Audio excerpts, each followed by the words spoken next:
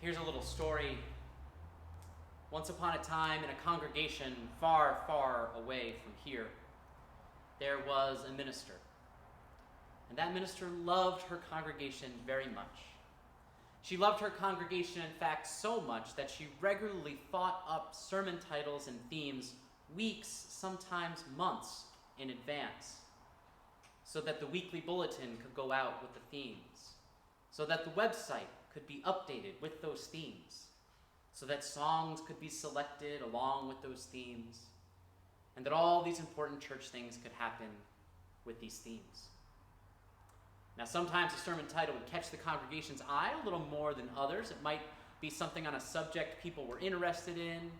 It might be a strange or new subject. It might be controversial sounding. And one Sunday, this minister was greeting people as they were entering the church. There seemed to be a few more people than usual, she noticed. And every few people, there would be someone who remarked that they were here because of how interesting the sermon title was, and some of them would kind of wink and smile. There were even people coming in she didn't recognize, and people she hadn't seen in church for a really long time. And so she thought of her sermon title, On Being, which was going to be a kind of a discussion of Krista Tippett and the prominent journalist whose show goes by the same name, and how we can all learn more and inquire more about faiths and beliefs the way that Krista does. It wasn't a particularly exciting title. She thought it wasn't a particularly exciting sermon either. And so as more and more people commented on the sermon title, and as more and more people filled the seats more than usual, packing them in, she had a thought to turn behind her and look at the printout of monthly sermon titles she'd sent off to be printed late one night, trying to meet the deadline so many had for her to get her sermon titles and blurbs done. And when she turned around, that's when she saw it. And that's when she also remembered how annoying it could be to come up with titles a month in advance, how she kind of had it with the process, and partly joking and partly in frustration, wrote next to a sermon date in there, in her draft document, she just wrote, "Who the hell knows?" Then she got up and went to get a glass of wine. Problem is, she didn't really use the word hell. So, when she returned to her computer, she forgot that she had written the title there and simply moved on. But everyone just updated the website. Everyone just sent out the weekly bulletin. She had never thought to check the front page of the order of service because she had the inside to worry about. So then it was in horror, in the emptiness inside that comes often with panic, she looked down and saw what was printed there. No wonder people were so excited to hear what she would be saying that morning. See, this isn't an uncommon trick for ministers. Just say a minister is unsure what to preach about on a Sunday or a month or more away, and they might choose a placeholder kind of title, and it's especially hard when they know the date of one important thing is happening. They might be preaching right afterwards, where the outcome is unknowable. I have some sympathy for my colleague right now, actually. After spending most of the week, like many of you, not knowing how things would turn out, but I had a feeling that some of us, no matter the outcome, were going to need a time, a place simply to come and be together with others. Church was always kind of like that for me, actually. Recently, someone asked me in one of our pauhanas about my transition from being a lawyer to being a minister. And what I explained to them is truly that I have always been a church nerd. I was never far away from the church.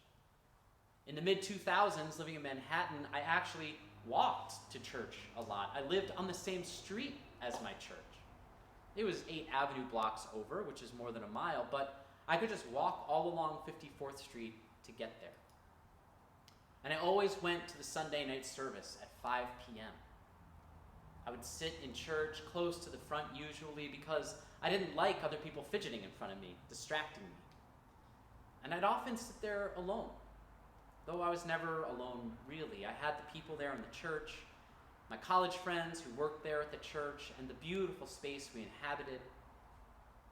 Many people in their mid-20s, as some of you might recall, not always having a happy time. It's a time of transition to the professional world for many. It's a time of figuring out new relationships and searching for some kind of meaning in those relationships in the world around us. And Sunday nights were anxiety-producing for me. Knowing I would be back in the stress of full-tilt litigation in the morning, I can still feel some of those Sunday nights, but I also remember those hand-knitted pew covers. I remember the rough-hewn, cool stone floor. And I remember the peace of the setting sun during worship. And the music and the elements of worship helped calm my nerves. It was just so good to be in that space held so beautifully by so many. And many of us have been inhabiting some of our own spaces a little differently this week, right? Maybe our TVs were sort of on in the background as we were doing other things. Maybe we were glued to them. Maybe kind friends gave us updates on what was happening because we couldn't bear to look. Thank you, Stuart. Some of us couldn't be transfixed by the spectacle of it all because, after all, friends, as we know, it was 80s week on the Great British Baking Show this week.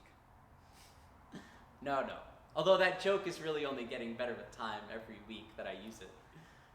The spectacle this year of a decision over who will lead two branches of the government enthralled a nation and a world waiting to see the result, holding its breath. Some say being the ruler of a nation is one of the hardest jobs in the world. Not everyone takes it as seriously as others. But some of us have watched leaders age before our eyes and then start to look better and more healthy a year or so after leaving office. And it can't be easy, and we know it isn't. In our reading today, we heard from Queen Liliuokalani, whose death we remember this coming Wednesday.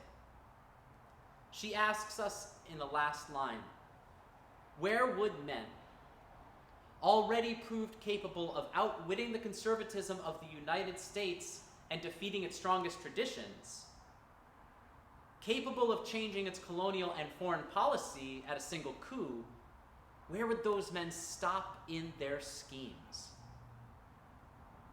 The more things change, the more they stay the same, friends. The Queen's words were from 1893 in her book, Hawaii's Story. In that section, she is talking about the group of men who would push for annexation and who would also force the Queen's abdication, not a group of people she cared for very much. But one of the most remarkable things about Hawaii's Story, about the Queen's book, is the number of times it talks about hospitality. It's at least 24 times in the book. The Queen talks about Hawaiian hospitality to strangers. She speaks about the opulent hospitality shown by the Queen of England to her. She shares stories of parties where the Hawaiian ruler showed hospitality to the Hawaiian people, but she also speaks of the way that hospitality can give some people the wrong impression.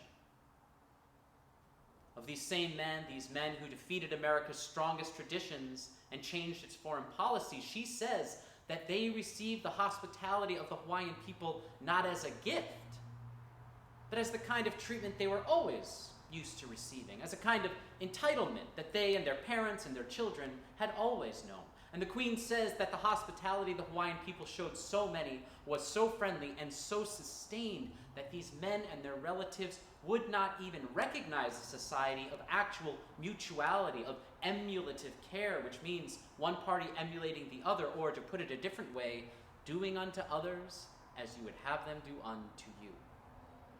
Indeed, this passage, the Queen suggests in this passage, that the kind of hospitality shown to those who took power here perhaps should not have been shown so openly, so willing, or for so long. And so she finally asks where men like this would stop in their schemes. Wednesday, we will remember the death of the Queen, whose life and gifts she offered her people in literature and poetry, leadership, wisdom, and song, which are unmatched in many respects. The insight she offers here on how a hospitable people, a people who practice ho'okipa, which is only roughly translated as hospitality, are words we need to hear right now. See, the Queen makes the case that too much welcome and hospitality to people who really mean one harm is not really in the meaning of ho'okipa, because, friends, we have all been there, right? Some people don't know when it's time to go. They don't know when the space they were in for a while isn't there for them anymore. And even if they don't go nicely, they still got to go. And in the coming weeks, I think we will see what happens when the least gracious among us doesn't understand when their time is up. Some people say it's unbelievable. I say it might be inevitable. We're often called as a faith here where you can believe whatever you want. But I would like us all to take that sentence out of our personal elevator speeches about what Unitarian Universalism is. Because really, you know it's not true, right? If someone came to our church and started spouting hateful, fearful rhetoric about others, we wouldn't let that slide, would we? If someone declared themselves the leader of the congregation without any authority, maybe with all the votes being cast for somebody else, we'd laugh a little. I don't know, maybe they'd consider turning it over. But we wouldn't hand them the chair of the board, right? If someone called false the very foundation of our church, our community, we'd probably ask them not to come back, right? Or at least to take a little time away. Now, obviously, I'm pulling these examples right out of thin air, but it raises that question in the life of a community, in the life of its members. How far would we go to protect our community? How far would we go to protect our family? How far would we go to protect a nation, a republic? These are all real questions that the Queen asked herself. Wondering when the time would have been to draw a line with the men who were taking her nation from what it was to what they wanted it to be, they were not only her decisions, though.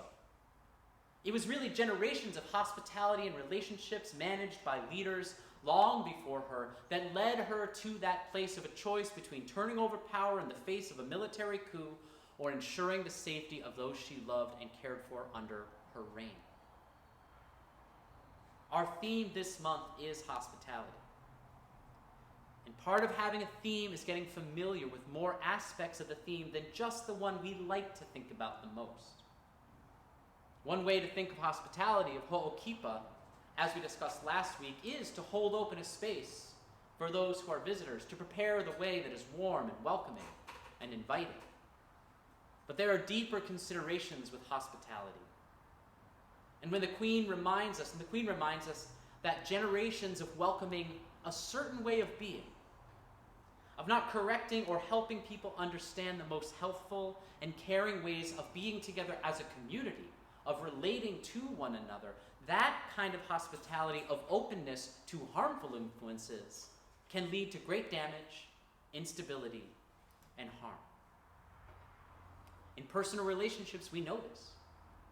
This is something that we all deal with. The ability to speak up to others, whether a family member or a friend.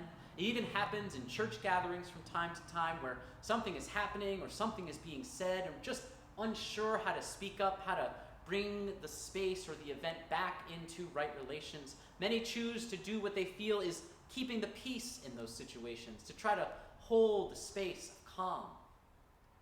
But what happens? Instead, the anger or discomfort lingers inside our minds, replaying restlessly, batting around like a moth against a glass pane. Thump, thump, thump. Sometimes being welcoming, trying to hold the peace, leads to a lack of peace overall. Oh, and I know this week, so many were hoping for a stern and a hard rebuke of so much of what we have lived and seen for so long. So many wanted a nation, a republic to rise up however it can, and to chide loudly a person whose tactics grow more dangerous by the tweet. But that didn't happen. A republic did not ring the loud bell of alarm telling someone they're not welcome here anymore. Close to half a nation wants the guest to stay. holding the space the way they have for the past 4 years.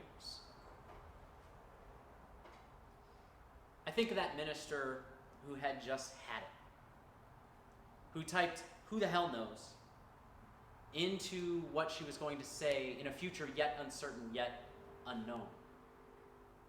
And I think of those people streaming into her service to see what on earth she might have been thinking and wanting to share.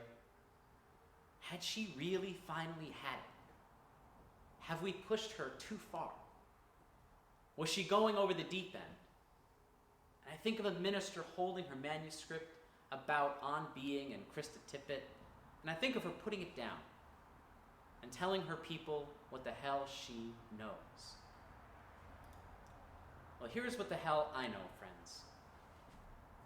The space we hold here in this church, in each one of your homes, perhaps in your hearts, is a space that is sacred not because of the freedom we enjoy in our beliefs, but because of the liberty that comes from putting those beliefs into action.